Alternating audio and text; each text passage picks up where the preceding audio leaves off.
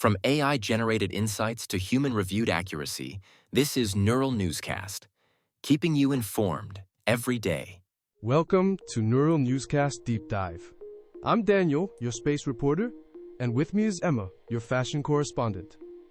Today we're exploring a pivotal founding, a reformer's birthday, and a crisp nature fact.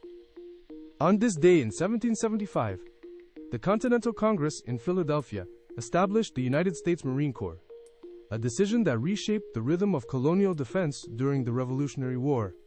It's striking how a single institutional birth can ripple outward, creating a key military branch mid-revolution to counter British pressure and stiffen defenses. Exactly. Built to bolster colonial defenses against the British, the Marines were designed from day one for versatility. Shipboard combat, boarding parties, and amphibious operations tied to naval missions. Versatility is a fashion word too. A piece tailored to perform under pressure. This new branch blended sea and shore like a garment built for multiple runways. Control of ports and coastlines was everything in 1775. Marines gave the Continental Forces a disciplined way to project power from ships, guard vessels, and secure shore operations. It's identity building. A disciplined corps signals commitment and professionalism, lifts morale, and creates uniformity with purpose. Right. And uniforms plus cohesion translate into tactics.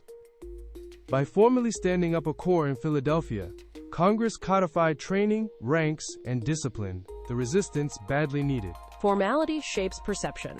A dedicated corps implies long-term resolve, not ad hoc militias. An organized campaign, not a scramble. Historically, it laid the groundwork for a distinct service integrated with naval operations. Practical, strategic, and symbolic, all at once.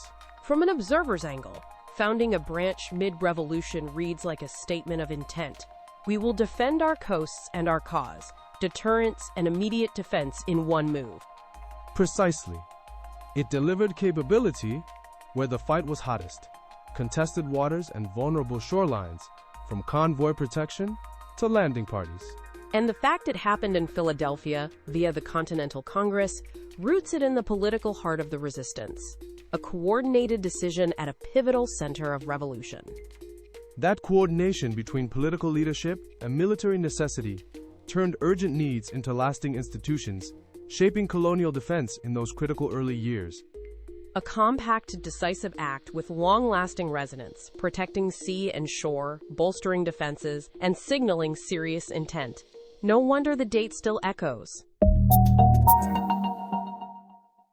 We'll be right back after this short break. Speaking of institutions and influence, today we celebrate the birthdays of Martin Luther, 1483, Ennio Morricone, 1928, and Neil Gaiman, 1960. Martin Luther stands out in that trio for me. His role as theologian and reformer is seismic. You said we'd take a deeper look at his life and achievements, right? Absolutely. Luther's actions in 1517, nailing the 95 Theses, were a kind of disruptive engineering of belief. He challenged practices he saw as unsound and argued the blueprint for faith should be scripture and conscience, not institutional fiat. Disruptive engineering of belief. I like that. He rewired a whole system. What surprises people is how personal some motivations were. Intense conviction, yes, but also real friction with church practices. Right, and his background as a monk and theologian gave him the technical vocabulary to make the challenge stick. He wasn't railing from the outside. He dissected doctrine with scholarly precision, which made his critiques both credible and contagious. His writing was accessible. He translated complex theology into language people could grasp, like turning haute couture ideas into everyday wear. Accessibility multiplied his influence. And the timing mattered. Printing technology had matured enough that his theses and pamphlets could propagate quickly, the early modern equivalent of rapid data transmission, amplifying reformist ideas across regions. In fashion, we talk about diffusion lines, and when a trend hits the street, Luther created a theological diffusion line that changed how people practiced faith on the ground. He also reframed authority. By emphasizing individual conscience and scripture, he distributed the locus of religious authority, with downstream effects on governance, education, and even scientific inquiry. People felt new license to question established powers. That ripple is huge. Culturally, it loosened hierarchies and opened space for new voices, feeding into modern ideas about individual rights and expression over centuries. A lesser known but telling detail. His debates pushed innovations in translation and literacy. If scripture should be accessible, more people needed to read it themselves, broadening literacy in practice. Exactly. Access changes culture. His emphasis on scripture over clerical mediation was a radical democratization of spiritual fashion. Everyone gets a say in what they wear, spiritually speaking. Despite controversy and conflict, his legacy persists because he changed structures, not just personalities. Institutions adapted, new denominations formed, and a map of European religious life was redrawn. And beyond religion, his example shows how a single, well-argued intervention can cascade through society. That continued relevance is why we still mark his birthday today. Exactly.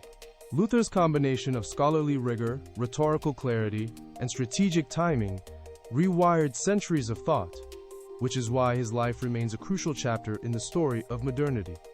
Time for a quick pause. We'll explore more when Neural Newscast Deep Dive returns.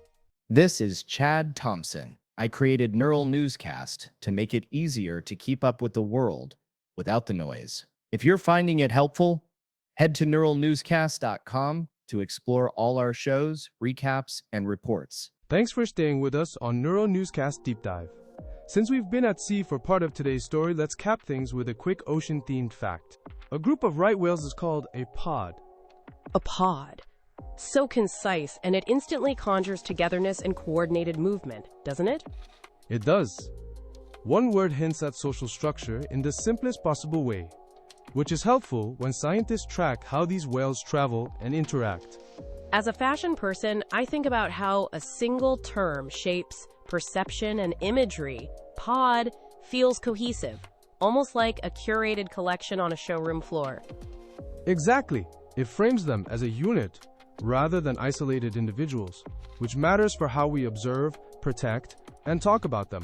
It also has an elegance, short and memorable, great for communicating to a broad audience. Concise terminology like that is powerful for clarity in reporting and research alike, and it keeps policy and public conversation aligned. And it's useful for storytelling too. One word can carry an entire scene. Definitely. Pod captures the social aspect without extra explanation.